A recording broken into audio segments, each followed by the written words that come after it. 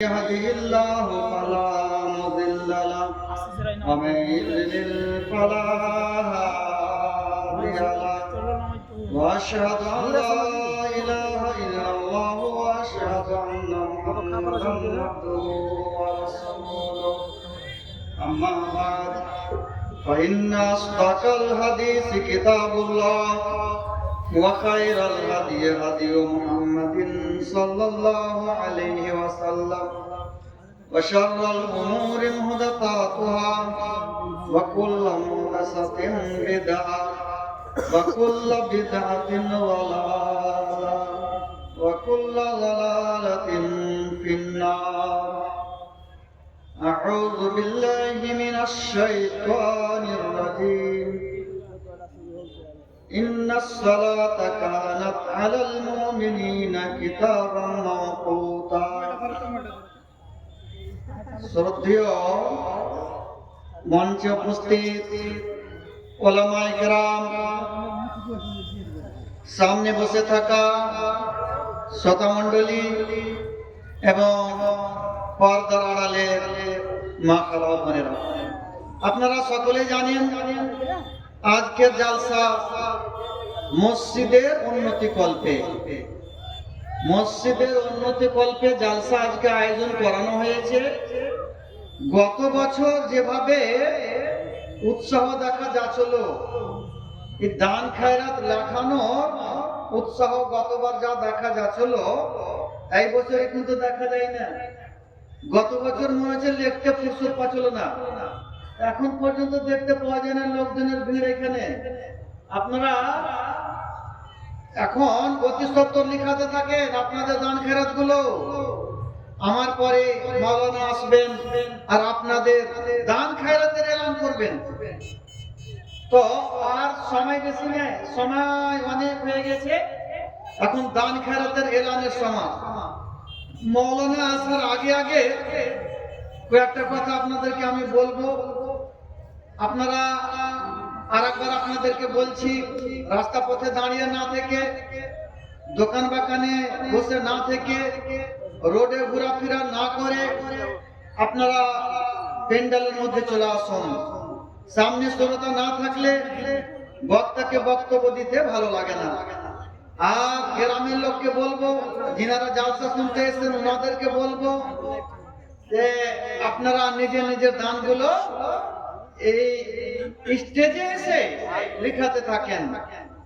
যে হিসাবে মানে দান লেখা আর লাইন লাগা বা উৎসাহ হওয়া চাই, সে উৎসাহ দেখতে পাওয়া যাচ্ছে না। আপনারা তাড়াতাড়ি আসুন, দান খেরাত গুলো লেখান। আর মসজিদের কাম যা এখন আছে, জানলা লাগবে, কপাট লাগবে, আর মানে ফিনিশিং করতে হবে, পলস্তরা, টাইলস লাগবে, তো অনেক খরচ। কমসে কম 10 লক্ষ টাকা, তার উপরে নিচে লয়। তো 10 লক্ষ টাকা যেন হয়ে যায় এইভাবে আপনারা চাঁদা দেন। তাহলে আজকের এই মসজিদের উন্নতি কল্পে যেটা জালসা করানো হয়েছে সেটা কামিয়াব হবে, সফল হবে। গ্রামের লোক যিনারা আছেন, যেখানে আছেন, আশা করি সকলে শুনতে পাচ্ছেন। কানটা মাইকের দিকে রাখেন। আর বাইরের লোক যিনারা এসেছেন দান দিব মনে করে, জালসা শুনবো মনে করে, আর এদিক ওদিকে বসে না থেকে অতি সত্বর আপনারা চলে আসুন। মূল্যবান বক্তব্য হচ্ছে, আর এই বক্তব্য থেকে আমরা দূরে সরে আছি।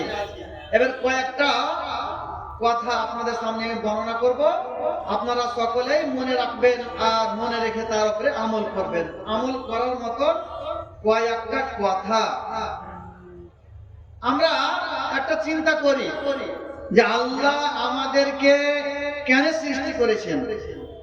আপনাকে যদি জিজ্ঞাসা করি যে আল্লাহ তাআলা আমাদেরকে কেন সৃষ্টি করেছেন, সকলেই বলে দিবেন যে আল্লাহর ইবাদতের জন্য সৃষ্টি করেছেন। সকলেই বলবেন। যাকে জিজ্ঞাসা করবো, যজন বসে আছেন সকলেই বলবেন যে ইবাদত করার জন্য আল্লাহ তাআলা সৃষ্টি করেছেন। কিন্তু এই কথা আর আমলের মধ্যে পার্থক্য আছে। ইবাদতের জন্য সৃষ্টি করেছে আমরা জানছি আর বলছি, দেখেন মসজিদে কয়জন লোক, মসজিদে কয়জন লোক থাকছে, নামাজে কয়জন হাজির হচ্ছে, ইবাদত আমরা কোথায় করছি?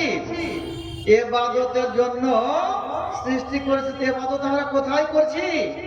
তো আমরাকে দেখে মনে হচ্ছে যে আল্লাহ তাআলা আমাদেরকে সৃষ্টি করেছেন কেন? যে আমরা এই পৃথিবীতে এসেছি ঘর বাড়ি তৈরি করব, ধন সম্পদ জমা করব, আর চাষবাস করব, ব্যবসা করব, ছেলে মেয়েদের জন্য কিছু কামিয়ে যাব, কিছু টাকা পয়সা জড়ো করে নেব, একত্রিত করে নেব, আর তারপরে মরে যাব। এটা আমরা মনে করি, যদিও আমরা মুখে না বলি, দেখে এটা মনে হয়। কিন্তু আল্লাহ তাআলা কেন সৃষ্টি করেছেন? আল্লাহ তাআলা বলছে আমা খালাকতুল জিন্না ওয়াল ইনসা ইল্লা লিয়াবুদুন, আমি জিন এবং ইনসানকে সৃষ্টি করেছি শুধু আমার ইবাদতের জন্য। ইবাদতের জন্য সৃষ্টি করেছে, আর কোনো উদ্দেশ্য নেই। একমাত্র উদ্দেশ্য হলো কি? ইবাদত করা। ইবাদত করতে গেলে বেঁচে থাকতে হবে, আর বেঁচে থাকলে পারে ঘর বাড়ি তৈরি করতে হবে, ঘরে থাকতে হবে, ধন সম্পদ জমা করতে হবে, খেতে হবে, পান করতে হবে, পড়তে হবে, টাকা পয়সা জমা করতে হবে। ইবাদত করতে গেলে তার মানে কি? আগে ইবাদত করলেন, তারপর ধন সম্পদ জমা করেন, টাকা পয়সা জমা করেন, ঘর বাড়ি দেন, ছেলে মেয়েদের জন্য সম্পদ জমা করেন। এগুলো নিষেধ নাই, এগুলো তো আল্লাহ তাআলা আদেশে দিয়েছেন। কি বলছেন আল্লাহ তাআলা? ফাইজা কুজিয়াতিস সালাত, যখন নামাজ পড়া হয়ে যাবে, ফান্তাসিরু ফিল আরদ, জমিনে তোমরা ছড়িয়ে ছিটিয়ে যাও, ওয়াবতাগু মিন ফাজলিল্লাহ, আর আল্লাহর রুজি তালাশ করো। কারণ কি বুঝতে পারা গেল?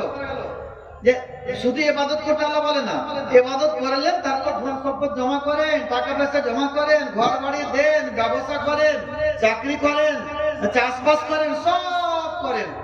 তো আগে ইবাদত করতে হবে, আর ইবাদতের মধ্যে এক নম্বর ইবাদত হলো নামাজ।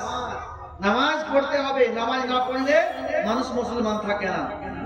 তো মুসলমান থাকতে গেলে, মুসলমানের রেজিস্টারে নাম লেখা থাকতে গেলে কি করতে হবে? 5 ওয়াক্তের নামাজ পড়তে হবে। 5 ওয়াক্তের নামাজ না পড়লে পারে মুসলমানের রেজিস্টারে নাম থাকে না।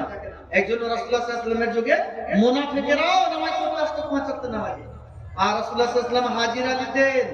একদিন ফজরের নামাজের পর হাজিরা নিছে। সুনান আবু দাউদের হাদিস আছে, সহিহ হাদিস। কি বলছে? আশাহিদুল ফুলান, আশাহিদুল ফুলান, অমুক লোক কি আছে, অমুক লোক কি আছে, দেখা গেল না, মানে ওরা মুনাফিক ছিল। রাসূলুল্লাহ সাল্লাল্লাহু আলাইহি ওয়াসাল্লাম কি বলছেন? ইন্না হাতাইনিস সালাতাইন, এই দুটো নামাজ মানে ফজর আর এশা, আসকালুস সালাওয়াত আলাল মুনাফিকিন, মুনাফিকের উপরে সবচেয়ে ভারী নামাজ। তারা যদি জানতো এই নামাজে কত নেকি, হাঁটতে না পারলে হাঁটু ভারী আসতো। এবারে সকলকে নামাজ পড়তে হবে।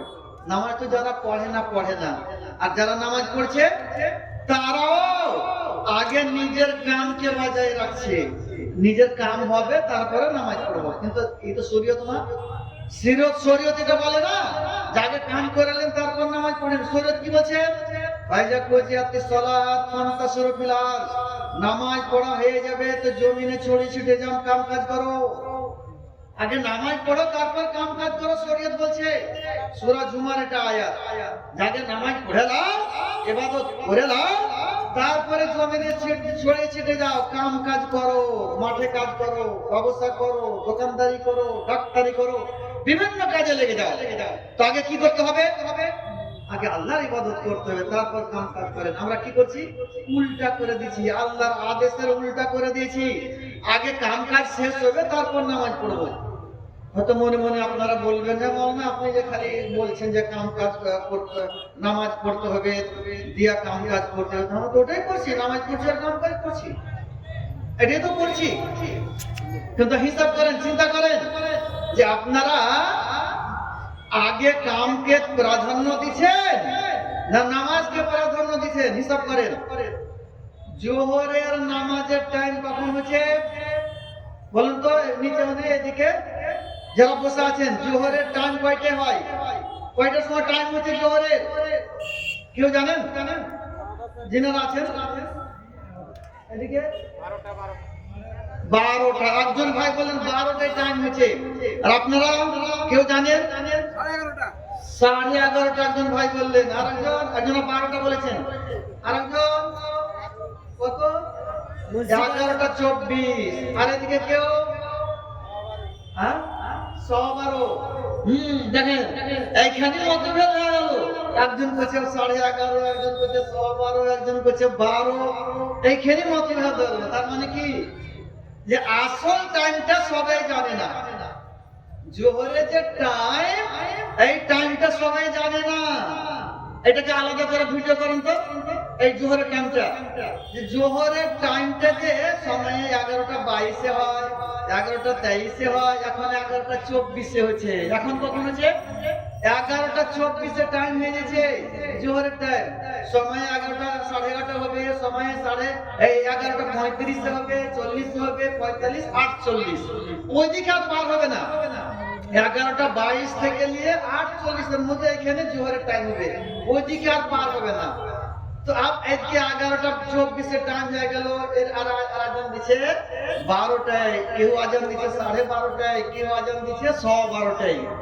তা আসলে আজান কয়টা হওয়া উচিত? 11:30টাতে আজান হওয়া উচিত।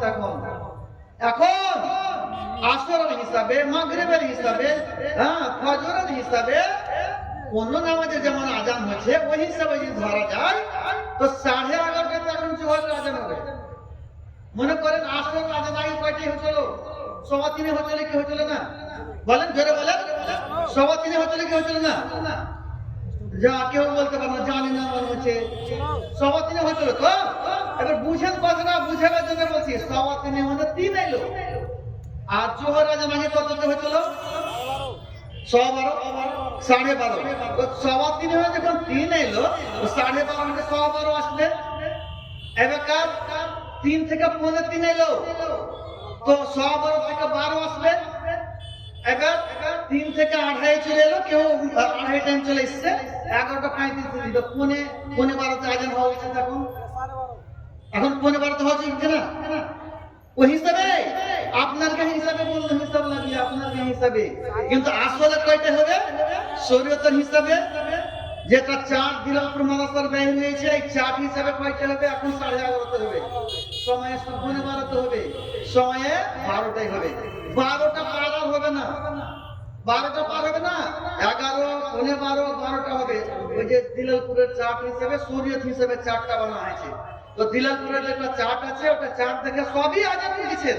আসর দিচ্ছেন, মাগরিব দিচ্ছেন, এশা দিচ্ছেন, ফজর দিচ্ছেন। তো এটা ওদের এশার নামাজটা দেরি করাই উত্তম। এশার নামাজটা হাদিসের মধ্যে এসেছে যে রাসূলুল্লাহ সাল্লাল্লাহু আলাইহি ওয়াসাল্লাম কোনো পারওয়াই করতেন না যত দেরি হোক। এশার নামাজ 16 রাকাত, মানে 10টা পার করে দিতেন, 9টা পার করে দিতেন। মানে এশার নামাজ পড়তে। তো এশার নামাজ যত দেরি হবে অত ভালো। জোহরের নামাজ যত সকালে পড়বেন, টাইম হওয়ার পরে পড়বেন, ওটাই ভালো। এবার শুনেন, জোহরের নামাজ আউয়াল ওয়াক্তে পড়া, মানে যেটা টাইম হলো ওটাই হলো আউয়াল ওয়াক্ত। আউয়াল ওয়াক্ত কোনটা? যেটা টাইম হলো ওটাই হলো আউয়াল ওয়াক্ত। রাসূলুল্লাহ সাল্লাল্লাহু আলাইহি ওয়াসাল্লাম কখন নামাজ পড়তেন? সহিহ বুখারী, মুসলিম হাদিসের প্রত্যেক কিতাবে হাদিস আছে। ইজা যাহাজাতিস শামস, ইজা যালাতিস শামস, সূর্য ঢলে যেত, রাসূলুল্লাহ সাল্লাল্লাহু আলাইহি ওয়াসাল্লাম আযান দিতেন আর সুন্নাত পড়ে নামাজ পড়ে নিতেন। সূর্য কখন ঢলছে? এখন 11:24 ঢলছে, 11:25 ঢলবে, 11:26 ঢলবে, 27 ঢলবে। এখন হিসাবে, শরীয়ত হিসাবে, দিলালপুরের চার্ট হিসাবে 11:30 আজান হচ্ছে। ওই সময় রাসূলুল্লাহ সাল্লাল্লাহু আলাইহি ওয়াসাল্লাম আজান দিতেন, তারপর নামাজ পড়তেন। তো এই যে 11:30 আজান দেন, তো নেকি কি পাবেন? সহিহ বুখারীতে হাদিস আছে এবং বুখারী বাব বেঁধেছেন যে বাবু তাহজির ইলা যোহর, জোহরের নামাজকে আউয়াল ওয়াক্তে পড়ার নেকি। প্রত্যেক নামাজকে আউয়াল ওয়াক্তে পড়ার নেকি আছে, কিন্তু জোহরের নামাজের আরো নেকি, খাস করে নেকি বর্ণনা করা হয়েছে। এইজন্য ইমাম বুখারী বাব বানছেন বাবু তাহজির ইলা যোহর, জোহরের নামাজকে আউয়াল ওয়াক্তে পড়া। যে হাদিস লিখছেন কি, লাউ ইয়ালামুন নাস, মানুষ যদি জানতো মাহফিল নিদা, আজান দিলে কত নেকি, তো কি করতো? লাস্তাহামু, কোরআনদাজি করতো, গুলিবাট করতো। নেকি যদি জেনে নিত, আজান দেওয়ার আর প্রথম কাতারে দাঁড়াবেন নেকি জেনে নিত, তো সবাই চলে আসতো, আমি আজান দেবো, বলতো আজ আমি আজান দেবো, সবাই তো আজান দিতে পেবে না। কে পাবে? একজন পেবে। তখন গুলি পাঠ করতে হতো, জোহরে এই দিবে, আসরে এই দিবে, মাগরিবে এই দিবে।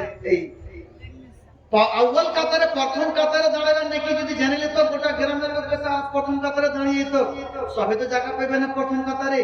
তখন গুলি পাঠ করতে হতো, জোহরে এরা দাঁড়াবে 5-10 জন, আসরে এরা 10 জন, মাগরিবে এরা 10 জন দাঁড়াবে প্রথম কাতারে, এই গুলি পাঠ করতে হতো। তারপরে বলছেন কি লাউ ইয়ালামুনা মা ফিত তাহজির, জোহরের নামাজ আউয়ালাতে পড়ার নাকি যদি মানুষ জেনে নিত তো রাস্তা রাখতো, দৌড়াদৌড়ি করতো, দৌড়াদৌড়ি করতো, সবাই বলতো জোহরের নামাজ আউয়ালাতে পড়বো, জোহরের নামাজ আউয়ালাতে পড়বো, সবাই বলতো। এত নেকি নেকি বলাই হয়নি, যার করে মানুষ জানতে পারে না আর পিছিয়ে পড়ে থাকছে। তো জোহরের নামাজের আউয়াল ওয়াক্তে পড়ার নেকি কত অনেক নেকি, যেমন রোজা রাখার নেকি বলা হয়নি। আল্লাহ বলছেন যে আমি নেকি দেব, আমার মুনাসিব ইবাদত রোজাটা, আমি ইবাদত আমি নেকি দেব। ওইরকমই জোহরের নামাজ আউয়াল ওয়াক্তে পড়ার কত নেকি আল্লাহ বলেন, রাসূল বলেননি অনেক নেকি। তার মানে ওই অনেক নেকি থেকে আমরা মাহরুম থাকছি, আমাদের এলাকার লোক মাহরুম থাকছি। তারপর বলছেন একটা সুনান আবু দাউদের হাদিস আছে, রাসূলুল্লাহ সাল্লাল্লাহু আলাইহি ওয়াসাল্লামকে জিজ্ঞাসা করা হলো আইয়ুল আমালি আফজাল, কোন আমলটা আফজাল উত্তম? তো রাসূলুল্লাহ সাল্লাল্লাহু আলাইহি ওয়াসাল্লাম বলেন as-সালাতু ফি আউয়ালি ওয়াক্তিহা, আউয়াল ওয়াক্তে নামাজ পড়া সবচেয়ে উত্তম কাজ। জোহরের নামাজ হোক, আসর হোক, মাগরিব হোক, আম হয়ে গেল হাদিসটা। আর আগে যেটা হাদিস পড়লাম ওটা জোহরের নামাজ আউয়াল ওয়াক্তে পড়ার নাকি তাহজির, মানে সব নামাজ আউয়াল ওয়াক্তে পড়া, কিন্তু এখানে ইমাম বুখারী মুরাদ লিখেছেন জোহরের নামাজ।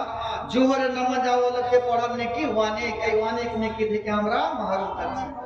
তো সকলে যিনারা শুনছেন গ্রামে যে আলোচনা করবেন যে আমরা অনেক নেকি থেকে বঞ্চিত থাকছি, আউয়াল ওয়াক্তে জোহরের নামাজ পড়ি না, এটা আমরা নিজের আত্মা মানে কি বলে খাহিশকে, প্রবৃত্তিকে আমরা প্রাধান্য দিছি। আগে কামে এসে বল না, যদি আউয়াল ওয়াক্তে জোহরের নামাজ পড়ি তো কাম যে হবে না। এখন মানে যারা কাম করছে ওরা ঘড়ি দেখে কাম করছে। আপনারা আজান শুনে না, আজান আপনি 12টায় দেন, চাহে 11:30টায় দেন, 2টায় দেন, কিছু দেখে না ওরা। ওরা ঘড়ি দেখছে, ঘড়ি দেখে লাগছে, ঘড়ি দেখে ছাড়ছে। এখন মানে আজানের ভরসা করা নেই, যে ওই বাহানাটা এখন শেষ, যে আজান দিলে তো মাঠে কাম ছেড়ে সব পেট চলে আসবে, এটা বাহানা শেষ, এখন এই যুগে আর নেই। তো আউয়াল ওয়াক্তে আজান দিবেন, এটাই হলো সঠিক। সবই নামাজ আউয়াল ওয়াক্তে দিচ্ছে, এটা কেন দিবেন না? কেন দিবেন না? কোথায়টা কেন করবেন? বয়স্ক মানুষ যাদের কোনো কাম নেই, ওরা বসে বসে টাইম পার করছে, বসে বসে নেকিটা নিতে, নেকি থেকে মাহরুম থাকছে, বসে। আমাদের এলাকাতে অনেক জায়গাতে টাইম এখন 12টি আজান হতে লেগেছে, বুঝতে শিখেছে মানুষ, অনেক আজান দিতে লেগেছে। আস্তে আস্তে আস্তে আউয়াল ওয়াক্তে আজান দিতে শিখেন। জোহরের আজান 11:30টায়, 11:45টায়, 12টা পার হবে না। এটা অন্য নামাজের হিসাবে যেভাবে দিচ্ছেন ওই মিলিয়ে আমি বললাম, আর দিলালপুরের চাট হিসাবে বললাম, আর শরীয়ত মোতাবেক বললাম এটা। তো এটা সবাই খেয়াল রাখবেন, জোহরের নামাজটা আউয়াল ওয়াক্তে পড়ার চেষ্টা করবেন সবাই। আর যেটা বলা হয়েছে যে এই যে ইস্তাদাল হারব ফাআবরিদু বিসসালাত, যখন গরম খুব হবে তো জোহরের নামাজটা ঠান্ডা করো। তো এপ্রিল মাসে, মে মাসে গরম হয় কিনা, বেশি গরম হয়, তখন জোহরের টাইম হয় 11:40-এ। 11:40-এ বেশি গরম থাকে না 1টা-2টার দিকে বেশি গরম থাকে, 12:30টার দিকে বেশি গরম থাকে? কেউ বলবেন? 11:40-এ বেশি গরম থাকে এপ্রিল মে মাসে, না 12:30টায় বেশি গরম থাকে? 12:30 বেশি গরম। তার মানে কি আবরেদু আমাদের দেশের লেগে নেই, ও সৌদি আরবের লেগে আছে, বা যেটা গরম দেশ, যেটাতে টাইম হয় নামাজের তখন গরম থাকে, ওই দেশের জন্য আছে। কিন্তু আমাদের দিকে যেখানে টাইম হচ্ছে ওখানে তো কমই গরম থাকছে, তো ঠান্ডা করার কোনো মতলব হয় না, যেমনি টাইম হবে তেমনি আমাদের দিকে আজান দিতে হবে। দিল্লিতে দেখেন, দিল্লি যাবেন, ওরা আমাদের মতন কোথায় করে না, আমাদের এখান থেকে 45 মিনিট পর দিল্লিতে টাইম হয়, যাবেন দেখবেন ওখানে যেমনি টাইম হবে তেমনি আজান দেয় দিল্লিতে। তো জোহরের নামাজটাকে আউয়াল ওয়াক্তে পড়বেন, আরো টাইম থেকে নিয়ে এসে 12:30 নিয়ে যাবেন না, কোনদিন নিয়ে যাবেন না, 12:15 নিয়ে যাবেন না, 12 তক নিয়ে যান, 11:30, 12:15 বাস। এইভাবে নিয়ে যাবেন, সময় 11:30 দিবেন, 12:15 দিবেন, 12টাতে দিবেন, আর 12 পার করবেন না।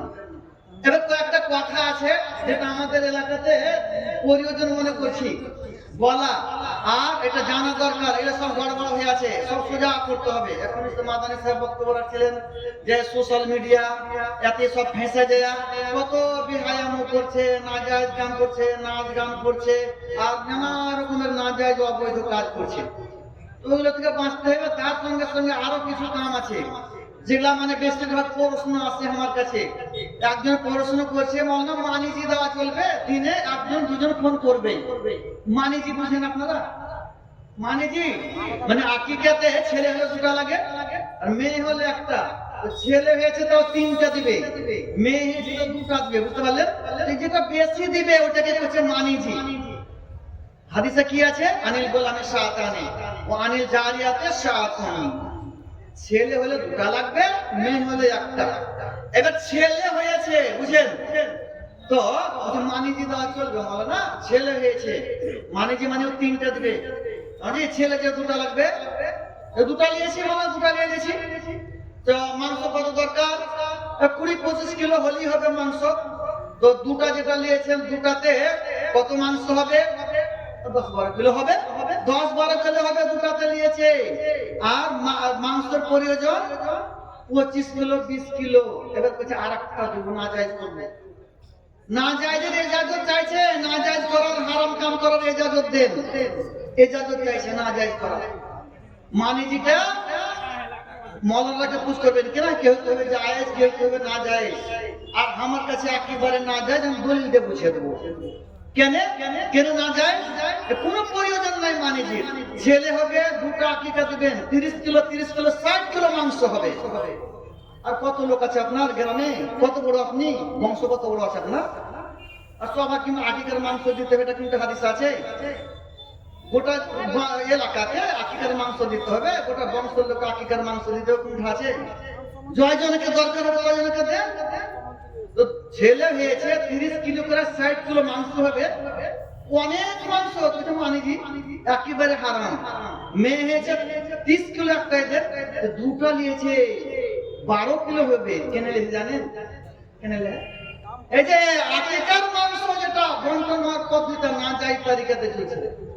আকিকা বন্টন হওয়ার যেটা তারিকা, এই তারিকাটা না যাই তারিকাতে চলছে। যার কারণে সব প্রশ্ন আরেকটা না যাই করতে হচ্ছে। মানিজি ঘুমানো যতই জায়েজ হোক, ও আমার সামনে এসে জায়েজ করতে পারবে না। সামনে বসে আমি জায়েজ করা, ও না জায়েজ করবো সামনে আমি। কোনো মাওলানা আমার সামনে করতে পারে না, ও বক্তব্যতে বলে দিতে পারে। কেন? এই যে কারণ দ্বারা যখন দেখাবো আপনি না জায়েজ হয়ে যাবেন, একেবারে না জায়েজ মানিজি দেওয়া। আকিকা কি হলো? যে আকিকা করবে সে মালিক। আপনি আকিকা করবেন, আপনি মালিক। আপনি জবাই করেন, আপনি মাংস বাটেন, কুটুম সদরকে দেন, পাড়া প্রতিবেশীকে দেন, আপনি দেন। আমাদের দিকে সরদার এসে হাজির। সরদারের কোনো কাম নেই, আকিকাতে কোনো দরকার নেই সরদারের। সরদারের কাম হলো কে নামাজ পড়ে না দেখতে হবে, কে রোজা রাখে না দেখতে হবে। আকিকা মাংস নিয়ে সরদার এসে হাজির, কোন হাদিস এগুলো নেই। কি করতে হবে? যে আকিকা করবে, বাড়িওয়ালা জবাই করবে, সরদারকে দিবে, জমাতের লোককে দিবে, পাড়া প্রতিবেশীকে দিবে, কুটুম সদরকে দিবে। আপনি 30 কিলোর মাংস দরকার হয় 30 কিলো ছাগল নেন, 40 কিলোর মাংস দরকার 40 কিলো নেন। ছেলে হয়েছে দুটাতে 60 কিলো মাংস হবে। 60 কিলো মাংস নিতে হয়, আর 250 করে দেন। কতটি হবে, কত ঘরকে দেওয়া হবে জানেন? 60, 120, 240 ঘরকে দেওয়া হবে। দেন কত বংশ আছে আপনার? কত বড় বংশ আছে? দেন। তো মানে আকিকার যে পদ্ধতি আমাদের এলাকাতে চলছে, না যাই তারিখে চলছে, হাদিস মোতাবেক আসতে হবে। যে আকিকা করবে ওই জবাই করবে, আর সবকে বাঁটবে, যাকে দেখে দাও তারা দিবে। মেয়েতের বাড়িতে খানা পাঠাতে হবে, রান্না করা চলবে না যৌথ ভাবে। মেয়েত মারা গেল, যৌথ ভাবে রান্না করতে হলে না যায়। সুনান আবু দাউদ হাদিস আছে, ইসনাউলি আলে জাফর তামান, জাফর আহলে আলে লেগে খানা বানাও। রাসূলুল্লাহ বললেন জাফর মারা গেলে আর বাড়ির লোকের জন্য খানা তৈরি করো। বাড়ির লোক কয়জন আছে? আর বাড়ির লোক আছে কয়টা? হয়তো বিহাই এসছে, বিহান এসছে 20টা হবে। তো পাড়া প্রতিবেশী এক থালি করে খানা পাঠাবে, বাস হয়ে গেল। তো কয়দিন পাঠাবে? একদিন। মাটি দেওয়া পর্যন্ত, মাটি দেওয়া হয়ে গেল শেষ। এরপর চার হয়ে গেছে কোনটা হবে যে 3 দিন পর্যন্ত চুলা জ্বালাইতে পারবে না। একেবারে ভুল কথা, কোনো হাদিস নেই 3 দিন পর্যন্ত চুলা জ্বালাইতে পারবে না। যে বাড়িতে মানুষ মারা গেছে কোনো হাদিসে নেই। ওটা কি হলো? এই যে হাদিসটা মেয়েতের বাড়িতে খানা পাঠাও, জাফরের বাড়িতে খানা পাঠাও, তো কয়দিন খানা পাঠাতে হবে? তো হানফি, শাফি, মালিকি, হাম্বলি 4 মাযহাবের মধ্যে 3 মাযহাব, হাম্বলি ছাড়া 3 মাযহাবের কথা হলে একদিন পাঠাতে হবে। ওই মেয়ের যতক্ষণ আছে কেন যে ব্যস্ত থাকবে, ব্যস্ততা জয় দিয়ে যতক্ষণ আছে একদিন ব্যস্ত থাকবে, মাটি দেওয়া পর্যন্ত খানা পাঠাতে হবে। এবার হাম্বলি মাসলাকে 2-4 জন ওলামা এরা বলছে 3 দিন পাঠাতে হবে। এটা কি সব প্রচার করে দিয়েছে? ভুল। এটা ওদের ইজতিহাদ। তো 3 দিন পাঠাতে হবে, কোনো কথা নেই, একদিন পাঠিয়ে দিন হয়ে গেল। তারপর ওরা রান্না বান্না করে খেতে পারে, মাটি দেওয়ার পরে রান্না বান্না করে খেতে পারে। কেউ যদি 10 দিন খিলিয়ে দেয়, 3 দিন কিনা 10 দিন খিলিয়ে দেয়, কেউ মানা করবে? কেউ মানা করবে না। কিন্তু আসলে 3 দিন চুলা জ্বালতে পারবে না, এটা ভুল। আর একটা কথা শুনেন, এই যে বিয়ে দিচ্ছেন না আপনারা একই পেন্ডালে, এটা মনে রাখুন সবাই। বাড়তি যে আলোচনা করে মানা করলে বলে দেবেন যে জোর করে মানা করেছে, যে একই পেন্ডালে পুরুষ আর মহিলাকে খানা খাওয়াইছে বিয়েতে। পেন্ডাল করতে নিষেধ নয়, পেন্ডাল করেন, কিন্তু একই পেন্ডালে পুরুষ মহিলাকে খাওয়াবেন। একটা টেবিলে বসে গেছে, ওটা একটা মহিলা, এটা একটা পুরুষ, এটা একটা পুরুষ, এটা একটা মহিলা, একেবারে হারাম। এরকম বিয়েতে অংশগ্রহণ করা যাবে না, এরকম বিয়ে খাওয়া যাবে না। কি করবেন? আগে পুরুষকে খাওয়িয়ে দেন, যেমন আগে হয়েছিল, তারপর মহিলাকে খাওয়ান। আর না তো দুটো পেন্ডাল করেন, একটা পুরুষের একটা মহিলা, কিন্তু একই সঙ্গে পুরুষ আর মহিলাকে খাওয়াইবেন, এটা হারাম কাম। একই সঙ্গে বসিয়ে দিচ্ছে, একই পেন্ডালে একই সঙ্গে, এটা হারাম কাম। এই হারাম কাম থেকে বাঁচতে হবে। আর খাবেন না, ওকে দেখবেন, ওরা দেখাদেখি করছে, যে বিয়ে দেবে ওকে গুনাহ হবে, যে দাওয়াত খেতে দেবে ওকে গুনাহ হবে, যে দাওয়াত খাওয়াইবে ওকে গুনাহ হবে। আর নতুন চলে এসছে, নতুন একটা না যায় কি, বিয়ে যখন হয়েছে তো ছোট ছোট ছেলেরা হলুদ রঙের কাপড় পরছে। অনেক গ্রামে শুরু হয়ে গেছে, আপনাদের গ্রামে শুরু হয়েছে, কেউ জানেন? বিয়েতে ছোট ছোট ছেলেরা হলুদ রঙের কাপড় পরছে, কেউ জানেন? হিন্দুদের তালিকা, হিন্দুদের তরফে এসেছে। আর রাসূলুল্লাহ সাল্লাল্লাহু আলাইহি ওয়াসাল্লাম কি বলছেন? মান তাসাব্বাহা বিকাওমিন ফাওয়ামিনহুম, যেই ব্যক্তি ওয়া মুসলিমের তালিকা গ্রহণ করলো, যে কওমের সাদৃশ্য গ্রহণ করলো, তাদের গণনা ওদেরই দলের অন্তর্ভুক্ত হয়ে যাবে। এলে হিন্দুদের তালিকা একই রকম হলুদ রঙের কাপড় পরা, বিয়েতে ছোট ছোট বড় বড় সব ছেলে মেয়েদের একই রকম কাপড় হলুদ রঙের পরাটা হিন্দুদের তালিকা। ওয়া মুসলিমের তালিকা, আমরা ওয়া মুসলিম হতে যাচ্ছি, ওয়া মুসলিম হতে যাচ্ছি। এই ওয়া মুসলিম থেকে বাঁচতে হবে, এটা একদম বাদ দেবেন। থুবড়া খেলা, ওয়া মুসলিমের তালিকা হারাম। এই যে বিয়েতে স্টেজ বানিয়েছে, চেহারা টানছে, বানিয়েছে আপনাদের দিকে স্টেজ, বিয়েতে একটা চৌকি পেড়ে দিচ্ছে, আর চেয়ার দিচ্ছে, আর টেবিল দিচ্ছে, আর ঘেরে দিচ্ছে। বরযাত্রী আসছে, জামাইটা ফিতা কেটে ঢুকছে করছে, আর চেহারা একটা কি টানছে, করছে না করে না? আপনারা মনে হয় দেখেননি, মনে হচ্ছে দেখেনি, লাগছে। অনেক শুরু হয়ে গেছে এলাকাতে, এগুলো হারাম কাম, অমুসলিমের কাম। এগুলো ওয়া মুসলিম হয়ে যাবে, যারা করবে এগুলো ওয়া মুসলিম হয়ে যাবে। বুঝতে পারলেন? এটা মনে রাখেন। বরযাত্রী যাওয়া, ডুলি বিবি যাওয়া তো হারাম আছে, বরযাত্রী ডুলি বিবি সব তো হারাম আছে এগুলা। তো এগুলা এই নতুন ভাবে আমাদের দিকে ঢুকেছে, এগুলো থেকে আমাদেরকে বেঁচে থাকতে হবে। যে অনেক কিছু বলা হলো, এগুলো যারা শুনলেন, গ্রামে যে আলোচনা করবেন, যে মৌলানা সব হারাম করে দেয়, বলবেন আমার নাম যা করে আলোচনা করবেন, যেন জোরদার হাঙ্গামা হয়ে যায়, সবাই যেন জানতে পারে, আর এগুলো হারাম কামকে যেন ছাড়ে। বুঝতে পারলেন? আমি বক্তব্য এখান থেকে এটি করলাম। আল্লাহ তাআলা যেন আমাদেরকে কোরআন হাদিস বুঝার তৌফিক দেন এবং কোরআন হাদিসের উপরে আমল করার তৌফিক দেন। আমিন। এখন আপনাদের সামনে বক্তব্য রাখবেন ফজিলাতুল শেখ জনাব মাওলানা আব্দুল শুকুর রহিমি সাহেব। উনি